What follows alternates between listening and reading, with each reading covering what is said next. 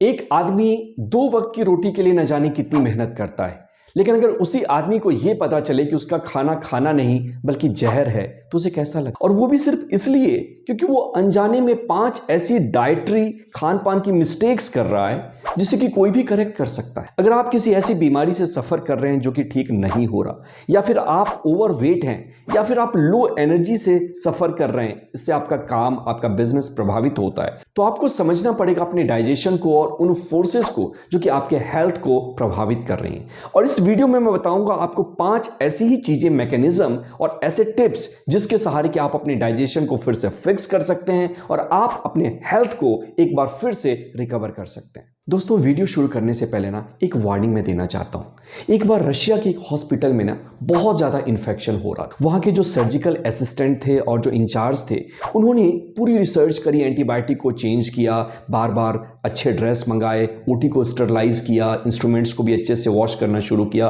लेकिन कुछ असर नहीं हो रहा। अंत में हर एक स्टेप को जब करेक्ट किया जाने लगा तो पता है क्या बात सामने आई? आप जानकर चौंक जाएंगे। डॉक्टर अपने हाथ को अच्छे से नहीं धोते थे, इसके कारण इतना ज्यादा इन्फेक्शन हो रहा था। और जैसे ही इस स्टेप को करेक्ट किया गया, सारा इन्फेक्शन गायब। उसी तरह से अगर आप कुछ फैंसी वर्ड या कुछ बड़े साइंस, रॉकेट साइंस को समझना चाहते हैं तो हो सकता है ये वीडियो आपको डिसअपॉइंट करे, क्योंकि ये जो बातें हैं ना इतनी जनरल हैं कि आपको सुनकर शायद हंसी आ जाएगी। लेकिन अगर आप सच में अपने हेल्थ के लिए सीरियस और अपने आप को चेंज करना चाहते हैं, अपनी एनर्जी को बढ़ाना चाहते हैं, तो डेफिनेटली ये वीडियो आपके लिए रामबाण की तरह काम करेगी। हिपोक्रेट्स कहते थे ना कि इंसान तब तक हमेशा बीमार रहेगा जब तक वो अपने खाने को मेडिसिन बनाना ना सीखे। वही इस वीडियो का पर्पस है। पॉइंट नंबर 1, आपने सुना होगा कि तेजाब आदमी को जला देता है, लेकिन क्या आपको पता है कि आपके खाने की एक मिस्टेक आपके अंदर तेजाब पैदा करके आपके हेल्थ को भी नष्ट कर रही है? जी हाँ, आपने समझो कि एक दावत में गए हैं, आपने पेट भर के खाना खाया और तभी आपको छोले भटूरे दिखने शुरू हुए। आपने 2-3 छोले भटूरे फिर से खा लिए और क्या होता है, रात में आपको खट्टी खट्टी ढकारें आने लगी, उल्टी हुई और सुबह हो सकता है आपको डायरिया हुआ। ऐसा इसलिए होता है क्योंकि बॉडी के अंदर एक मैकेनिज्म है, जो चीज शरीर के लिए उपयोगी नहीं है शरीर उसे फेंक देना चाहता है, ऊपर से भी और नीचे से भी निकालना चाहता है। ये बॉडी का मैकेनिज्म है। उसी तरह से ये ऐसा इसलिए हुआ क्योंकि उस खाने के कारण आपके अंदर एसिडिटी पैदा हो। इसलिए अगर आप ज्यादा फैटी फूड खाते हैं, एक्सेस प्रोटीन वाले फूड खाते हैं, मिल्क, पनीर, घी, बटर, तेल, इन सब चीजों को अगर ज्यादा खाते हैं तो ये ऐसे फूड हैं जिनको पचाने के लिए स्टोमक में एसिड का सिक्रेशन ज्यादा होता है, क्योंकि गैस्ट्रिक लाइपेज वो भी इसको पचाता है और उसके बाद वो फाइनली इंटेस्टाइन में डाइजेस्ट होता है। लेकिन इस प्रोसेस में ना सिर्फ ज्यादा टाइम लगता है बल्कि एसिड का सिक्रेशन ज्यादा होता है, जिसके कारण कि आपकी हेल्थ कॉम्प्रोमाइज होती है। अब आप कहेंगे कि एसिडिटी हमारे अंदर भगवान ने फिर पैदा ही क्यों की? तो देखिए, कई बार ऐसा होता है ना कि आप खाने को बिना धोए खा लेते हैं, या फिर आपने हाथ नहीं धोया और फिर भी खाने को खा लिया। तो गॉड ने हमारे अंदर एक ऐसी मैकेनिज्म क्रिएट की है जिसके कारण कि फूड को डिसइंफेक्ट किया जा सके, और उसमें से एक है हमारे अंदर की एसिडिटी। एसिडिटी के कारण हमारा फूड जो है ना एक बार फिर से स्टेराइल हो जाता है, इसकी बैक्टीरिया मर जाता है। अब इसका सॉल्यूशन क्या है? आप ऐसे खाने को खाएं, चूज करें जिससे कि आपके अंदर एसिडिटी कम पैदा हो, जिसके कारण कि आप लाइट फील करें। उदाहरण के लिए अगर आप फ्रूट्स खाते हैं, आप जूस पीते हैं, या फिर प्लांट बेस्ड डाइट ज़्यादा से ज़्यादा लेते हैं, तो आप ये देखेंगे कि इंटेस्टाइन में पचते हैं, अल्कलाइन मीडियम में पचते हैं। और अल्कलाइन मीडियम बॉडी का नेचुरल मीडियम है। हमारे बॉडी की पीएच 7.4 है, जो कि स्लाइटली अल्कलाइन है, जिसके कारण कि बॉडी के सारे एंजाइम्स भी प्रॉपर्ली काम करते हैं और शरीर का मेटाबॉलिज्म भी फिर से फिक्स्ड होता है। कई बार मैंने देखा है कि बहुत सारी ऐसी बीमारियां इंसान की जो कि ठीक नहीं हो रही हैं, इवन पेप्टिक अल्सर के भी कुछ केसेस, वो तो चलो एडवांस्ड है। अगर इसमें सिर्फ अल्कलाइन फूड की तरफ, प्लांट बेस्ड फूड्स की तरफ इंसान शिफ्ट कर जाए, सिंपल एक चेंज, तो उसकी ये बीमारी जो है ना अपने आप कंट्रोल होनी शुरू हो जाती है। इसके अलावा इस खाने के कारण अगर आप एसिड कम क्रिएट करेंगे और इंटेस्टाइन में खाना पचता है तो आप ज़्यादा एनर्जी फील करेंगे। बॉडी को जो है ना, जो प्राण ऊर्जा, जो लाइफ एनर्जी, जो वाइटल फोर्स है, उसकी कम ज़रूरत पड़ेगी खाने को पचाने के लिए। उसको ईजिली न्यूट्रिशन भी मिल जाएगा और ये फोर्स यूज होगी आपकी बॉडी को रिपेयर करने में, अच्छी नींद लाने में, इम्यूनिटी को बूस्ट करने में और आपकी प्रोडक्टिविटी और क्रिएटिविटी को इंक्रीज करने में। पॉइंट नंबर 2, अगर आटा मोटा हो जाए तो आप चक्की वालों से लड़ जाते हैं, उसी तरह से आपका स्टोमक भी आपसे लड़ता है अगर आप खाने को अच्छे से नहीं चबाते हैं। तो ये एक बहुत बड़ी ऐसी मिस्टेक है ना जो कि आपके बहुत सारे प्रॉब्लम को सॉल्व कर देती है। क्या आपने देखा, जल्दबाजी में आप ऑफिस जा रहे थे, आपने खाने को बहुत तेजी से खा लिया और आपको हैवी फील हो रहा है और ऐसा लग रहा है कि एनर्जी कम हो गई है। ऐसा इसलिए होता है क्योंकि खाने का जो डाइजेशन है ना वो पेट में नहीं हमारे मुंह में ही स्टार्ट हो जाता है। और इसके लिए दो चीज़ों की ज़रूरत पड़ती है।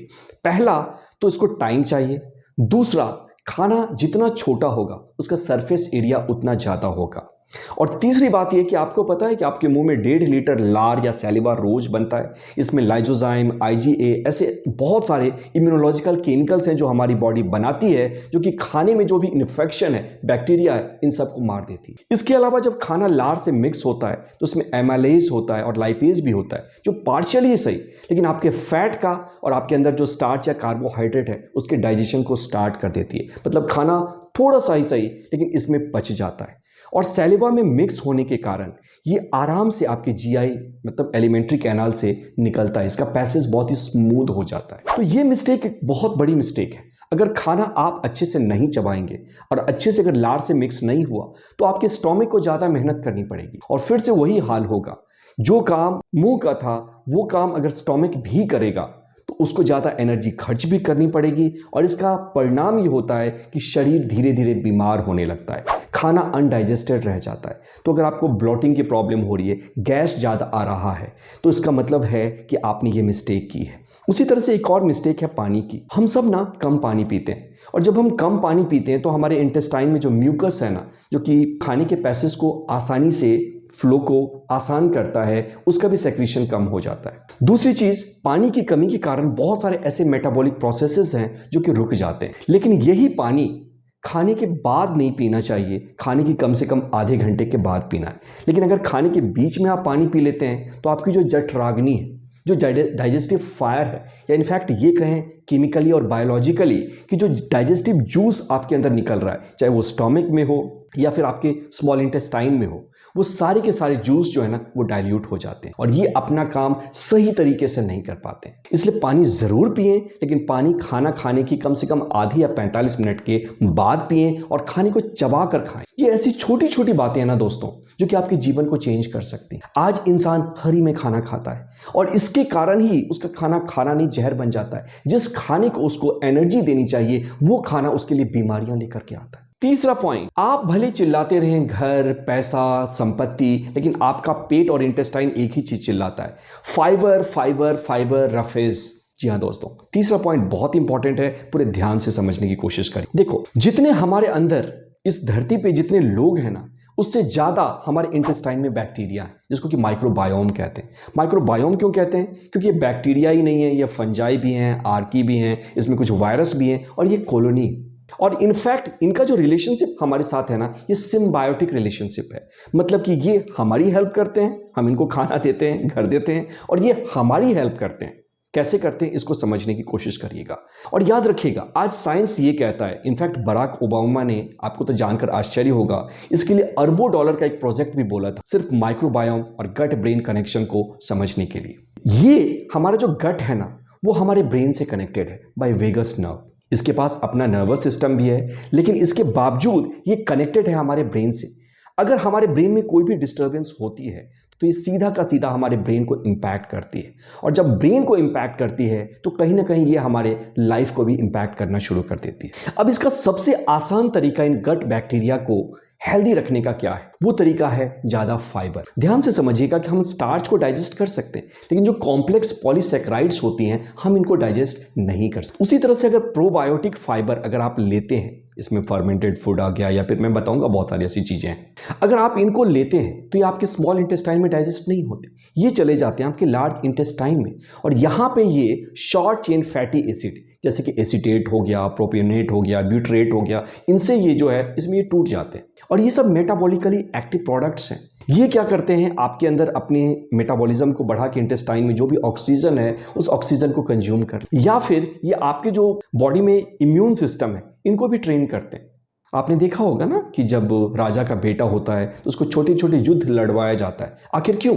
ताकि उसकी प्रैक्टिस बने, ताकि असली युद्ध को वो अच्छे से लड़ सके। इसलिए कहते हैं ना कि sweet more in practice and bleed less in war. इसी तरह से आपके जो इम्यून सेल्स के सिपाही हैं, भले ये बी सेल्स हों, टी सेल्स हों, इनको ये ट्रेनिंग देते हैं, इनको ये बताते हैं कि कैसे बैक्टीरिया को, इन्फेक्शन को मारना है और कैसे डिस्टिंग्विश करना है अपने ओन सेल्स से और कैसे डिस्टिंग्विश करना है फॉरेन सेल्स से, जो बाहर के पैथोजेंस हैं उन पे अटैक करना है।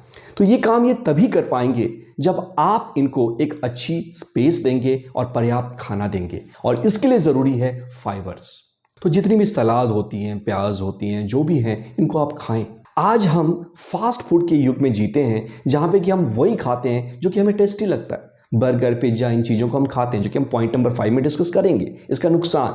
लेकिन इसका एक सबसे बड़ा नुकसान ये होता है कि इसमें रफेज की कमी हो जाती है, फाइबर्स की कमी हो जाती है। इसलिए आप ये कोशिश करिए कि खाने से पहले प्लेट भर के कम से कम आप सलाद को खाएं। ये गाजर हो सकता है, मूली हो सकता है, सलजम हो सकता है, जो भी सीजनल है, इन चीज़ों को आप खाएं। ये आपके इंटेस्टाइन में पूरी तरह से डाइजेस्ट नहीं होंगे। इसका एक पार्ट बैक्टीरिया को चला जाएगा और आपका बैक्टीरिया ना सिर्फ हेल्दी होगा बल्कि आपके लिए काम करेगा। आपको जानकर आश्चर्य होगा कि कई बार ऐसे डिप्रेशन के मरीज आते थे, पार्किंसनिज्म के, जो कि हील नहीं हो रहे थे। मेडिसिन लेना पड़ रहा था, सारी ट्रीटमेंट ले रहे थे, पर फिर भी कोई इन पर फर्क नहीं पड़ रहा था। लेकिन जब इनके गट को एसेस किया गया तो ये देखा गया कि जो क्रॉनिक न्यूरोलॉजिकल पेशेंट्स होते हैं, पार्किंसनिज्म, अल्जाइमर्स के, इनके गट में बैक्टीरिया की कॉलोनी कम हो जाती है। और जैसे इन कॉलोनी को फिर से रिस्टैब्लिश किया गया, बहुत सारे और भी तरीके आ चुके हैं, चाहे आप प्रोबायोटिक लें, दही लें, फर्मेंटेड फूड लें, उसके सहारे, तो ऑटोमेटिकली जो मेडिसिन है बेहतर काम करने लगे और कई केसेस में इनकी बीमारियां भी गायब होने लगी। तो गट बहुत इंपॉर्टेंट है। ये सबसे इंपॉर्टेंट है कि आपके मूड को कंट्रोल करता है। अगर आपको क्रॉनिक डिप्रेशन है, एंग्जाइटी है, स्ट्रेस है, गुस्सा बहुत ज़्यादा आता है और आपको कोई रीज़न समझ नहीं आता, आपने सारी साइकोथेरेपी कर ली लेकिन कोई सॉल्यूशन नहीं मिल रहा, तो उसका सिंपल सा मतलब ये है कि कहीं ना कहीं गट उसमें प्रॉब्लम है और गट सिग्नल भेज रहा है ब्रेन को कि ऑल इज नॉट वेल। क्योंकि कहावत है कि गट में जो भी होता है इसका प्रभाव पूरे ब्रेन पे, पूरे बॉडी पे, पूरे सीएनएस पे पड़ता है। ओके, तो आप इस तरह के फूड्स को लिया करें। प्रोबायोटिक एंड प्रीबायोटिक अगले वीडियो में हम डिस्कस करने वाले हैं, आप उनको भी ले सकते हैं। इनफैक्ट हम जब भी एंटीबायोटिक देते हैं पेशेंट्स को, आपने देखा होगा उसके साथ एक टैबलेट दिया जाता है वाइजिलैक। ये क्यों है? क्योंकि जब हम एंटीबायोटिक देते हैं तो गट के बैक्टीरिया को भी ये मार देता है। तो वाइजिलैक क्या है? वो कैप्सूल हैं जिसमें कि लैक्टोबैसिलस और इस तरह की बैक्टीरियाज है, हेल्पफुल बैक्टीरिया, जिसकी कॉलोनी को फिर से रिस्टैब्लिश किया जा सके। Fourth point is timing and quantity. आपने अपने बुजुर्गों से ये कहावत तो जरूर सुनी होगी कि हर चीज टाइमिंग पे ही अच्छी लगती है और समय के बाहर कोई भी चीज बेकार हो जाती। यही खाने के साथ भी सही है। खाने में एक जो हम सबसे बड़ा मिस्टेक करते हैं वो है क्वांटिटी। वी ऑल ओवर ईट।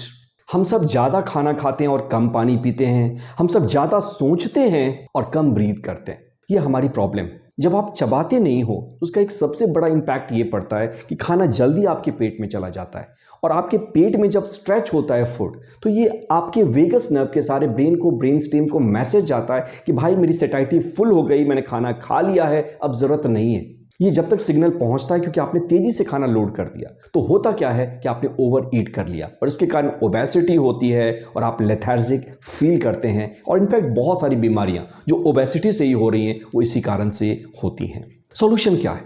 पहले तो खाना को कम खाना है ना। कहते हैं टॉनी रॉबिन्स कि अगर लंबे समय तक जीना चाहते हो, खूब खाना चाहते हो, तो खाने की डोज को कम कर दो, हाफ कर दो। उसी तरह से रविशंकर जी बताते थे कि एक अंजुली में जितना खाना आता है सिर्फ आपको उतना ही खाना खाना चाहिए। वही बैलेंस्ड हो अच्छे से, आपका शरीर उसको मैनेज कर लेगा। ठीक है, अब आते हैं टाइमिंग पे। देखिए हमारे अंदर ना आयुर्वेदा कहती है कि हमारे अंदर जठराग्नि है, डाइजेस्टिव फायर, और वो फायर जो है ना सूरज की रोशनी के साथ एक तालमेल में चलती है। जब सन अपनी हाइट पे होता है दोपहर में, ये डाइजेस्टिव फायर सबसे ज़्यादा एक्टिव होती है और नाइट में चूंकि सूरज की रोशनी नहीं है तो ये फायर भी कम हो जाती है ना। सूरज फायर है, ये भी फायर है। तो इसलिए कहते हैं कि सुबह का खाना जो है ना, ब्रेकफास्ट जो है, एक राजा की तरह खाओ। तो राजा क्या है, हिसाब से खाएगा, चूंकि बड़ा हो गया है तो आप ब्रेकफास्ट आराम से लें। दोपहर में आप एक राजकुमार की खाएं, जो मर्जी जितना मर्जी आप खाना चाहें वो खा सकते हैं क्योंकि उस समय डाइजेस्टिव फायर अपने पीक पे। और शाम का खाना या रात का खाना जो है ना, वो सूरज ढलने से पहले खाना चाहिए।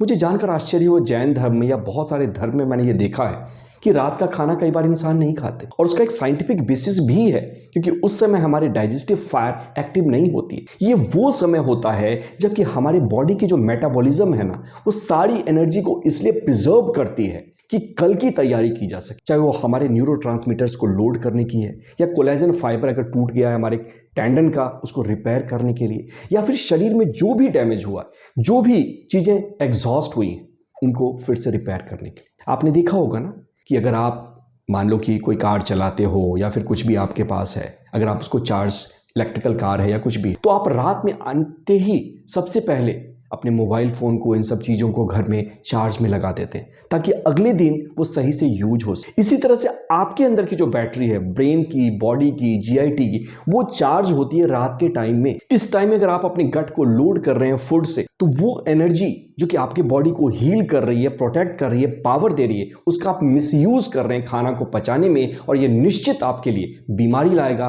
और मोटापा भी। इसलिए खाने की क्वांटिटी को कम करिए। एक और बात मैं ऐड करना चाहूंगा यहाँ पे, और वो है फास्टिंग। तो कई बार मैंने ऐसा देखा, कुछ उधेड़-बुन दिमाग में चलती रहती थी और मैं सो गया, लेकिन मजे की बात यह है कि जब जब मैं भूखा सोया, मुझे ज्यादा एनर्जी महसूस हुई, ज्यादा पावर महसूस हुआ। ये है फास्टिंग की ताकत, जिस पे एक सेपरेट वीडियो मैं बनाऊंगा। अगर आपको चाहिए तो कमेंट में लिख करके आप बता सकते हैं, रिसर्च करके मैं बताऊंगा, क्योंकि मैं कुछ ऐसी चीजें नहीं लाना चाहता जो कि क्रैप है। आई एम अ डॉक्टर, और मैं ये चाहता हूं कि मेरे वीडियो से लोगों की तकदीर बदले, लोगों को एक नया सोचने का, लाइफ को देखने का एक नया नजरिया मिले, उनके अंदर एक उम्मीद जागे, एक विश्वास जागे कि यस, वो अपने हेल्थ का कंट्रोल और अपने लाइफ का कंट्रोल अपने हाथ में ले सकते हैं।